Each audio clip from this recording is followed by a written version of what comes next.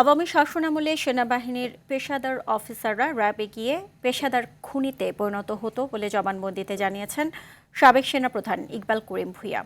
সোমবার আন্তর্জাতিক অপরাধ ট্রাইব্যুনাল ১-এ শতাধিক মানুষকে গুম খুনের মামলায় সাবেক সেনা কর্মকর্তা জিয়াউল আহসানের বিরুদ্ধে দেয়া সাক্ষ্যে কথা বলেন সাবেক এই সেনাপ্রধান।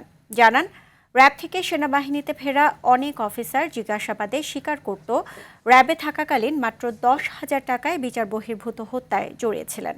গুম ও হত্যার এসব অপরাধে র্যাব ও ডিজিএফআই এর বিলুপ্তি চেয়ে ইকবাল করিম বলেন, আয়নাঘরের মতো অপসংস্কৃতির জন্ম দেওয়ার পর এসব বাহিনী টিকে থাকার বৈধতা হারিয়েছে। আগামী 16 ফেব্রুয়ারি সাবেক এই সেনাপ্রধানকে জেরা করবেন আসামি পক্ষের আইনজীবীরা।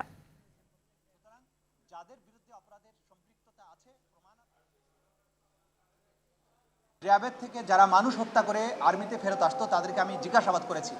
3 জনকে জিজ্ঞাসাবাদ করেছে, তোমরা কতজন মানুষ হত্যা করেছো? একজন বলেছে আমি 6 জন মানুষকে হত্যা করেছি।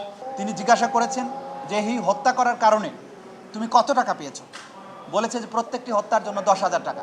সবশেষে তিনি যেটা বলেছেন, র্যাব এবং ডিজিএফআই দুটো সংস্থা তাদের কর্মকাণ্ডের কারণে যেভাবে বিতর্কিত হয়েছে, আয়নাঘরের মতো একটা বিভৎস সংস্কৃতি তারা চালু করেছে, র্যাব মানুষ হত্যা করে যেভাবে দুর্নাম কামিয়েছে, এই দুটো সংস্থার বিলুপ্ত হয়ে নতুন কোনো বাহিনী গঠন হওয়া উচিত।